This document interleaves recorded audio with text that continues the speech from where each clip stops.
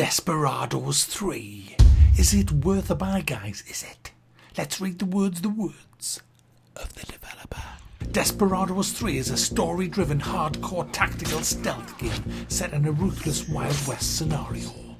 Play smart if you want to succeed. A good plan can make the difference between survival and finding yourself at the business end of a pistol. Now guys, despite asking for a press key, I wasn't given one. Everybody else was, but they deliberately didn't send me a press key. And I knew they would send me one on the day the game released, because that's what all these cowardly developers do. And sure enough, these guys sent me a key as soon as the game was released, like everybody else does. So I sent it back and they can stick it up their arse, third shelf on the fucking right. If you're not going to send us a key with everybody else, fucking keep it. Anyway, let's have a look at the graphical options, guys. There they are. There's quite a few you can change. I run this in 1440p. It ran fine on a 2080 i9.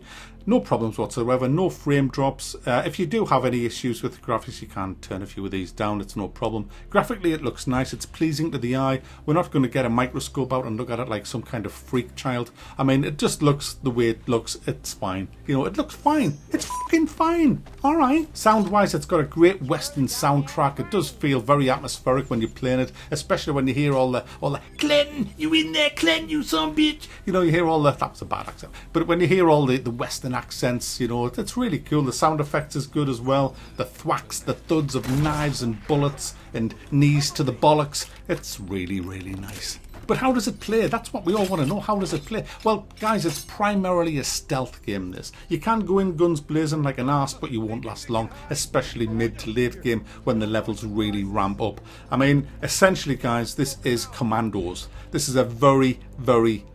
I mean, Commandos was the game that nearly made me throw my PC out the window. And I tell you what, I've come close playing this. I don't have the patience for these games. I'm not even a fan of these games, to be honest, the stealth games, but my goodness, I have loved every second playing this, and I'll tell you why it's awesome. The maps are huge, absolutely huge, filled to the brim with enemies who are covering each other's arse like you've never seen arses covered before, guys. These guys are, these developers obviously are bastards. There's no other way I can, they just are. They've sat there and thought, oh yeah, they're going to come around there and get him, but he's going to get them, and if he doesn't get them, he'll get them, and if they try and take him out, he's covering them, and if they try to take him, who's covering him? There's him covering her, covering him, who's covering her, who's covering him, who's covering her? We've got the bastards!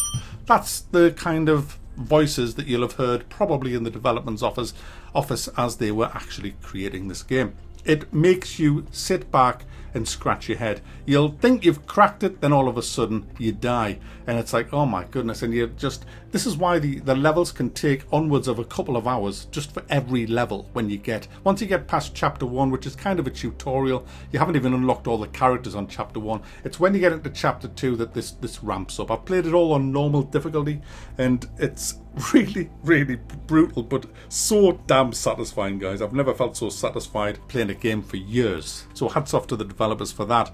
The way the game actually plays is every enemy has a cone of vision, and it'll be solidly filled in green for everything that they can see. Now that changes as they interact with other people, because obviously they'll be looking at people's faces who are talking to them. So at that point you have a little opportunity to maybe sneak past them and things like that. They also have an extended field of view, which is designated by stripy lines after the filled in solid green line. If you walk within the solid green part, you will be seen instantly, and what happens then is the green line fills in, and when it fills all the way up to you, they see you, and that's it, you're screwed. If, however, you are in the stripy line, they can only see you if you're standing up or doing something rather. But if you're crouched and not doing anything rather, you are fine. Just creeping around like that, but don't run or anything like that when you're in the stripy line. They also have a blue circle around them for the sound waves, but that, I never had any issues with the sound, because there was killed so quickly that they didn't even have a chance to hear us when I was coming for them. So that wasn't really a big issue. It's the placement, it's the actual level design. The level design, hats off to these developers. These can make a level. My goodness, the level design in this game is just brilliant. Absolutely brilliant. I mean, it's a £45 game, this, but it's worth it. Simply because you can tell the developers have put in so much effort to this. And when you look at the characters that you've got, and this is what I was saying, I wanted to wait until I had unlocked them all and played the mid levels of the game before I reviewed it. I'm 18 and a half hours in. I think it's unfair to review the game until you've unlocked all the characters like some people have done, because obviously you don't understand the game until you've unlocked all the characters. So playing this with your characters, what you've got is you've got Cooper, who's the knife throwing, stabby, sneaky. They're all sneaky guys, but he's just really good with the knife. He can also take down multiple enemies with his pistols. You've got Dr. McCoy, who throws his bag as a little bit of a lure. People see the bag, they come over, oh, what's that? And then he sticks them in the face with a syringe of deadly chemicals, which kills them. He also has a little kind of like a gas grenade that he throws, and he knocks people out. Then you've got Kate O'Hara, guys. What a great name. Now she has absolutely gravity-defying breasts, guys, and she walks up to people and says, "Have you seen my breasts?" And they go blah, blah, blah, blah, blah, blah, and they just stand there ogling her breasts indefinitely. I mean, if you are attracted to women's breasts, then she will just stand there waggling them, and she takes people pretty much out of the game for as long as you need them out of the game. They're just transfixed, guys. Never underestimate the power of breasts. Bosoms are bosoms, and they are deadly. She also has another ability where she can lure people away. She just says, "Hi, would you like to come to bed with me?" "Yeah, ma'am. Yeah, ma'am." And then she walks away with them, and they follow her like a little sheep. She leads them to a bush where your axe-wielding homicidal maniacs are, and they get their face chopped off. She also throws perfume around and dazes people, which is a really, really good little 20-second ability which can get you out of loads of little incidents and things like that from being seen. So very, very handy. But then you've got the big guy with the huge bear trap, guys. This guy puts a bear trap out in total plain sight and people walk over it. I mean, it's a bit shit, but you need it. I mean, it's not a bit, it's artistic license for the game. It's not, you gotta have that bit of artistic license or it wouldn't work.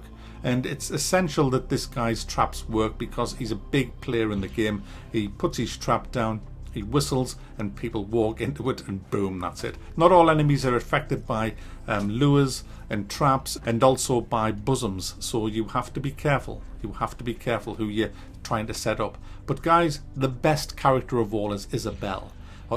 She is the voodoo woman. She is awesome. She is fantastic. She is just genius. Whoever thought of her should have a pay rise. There you go.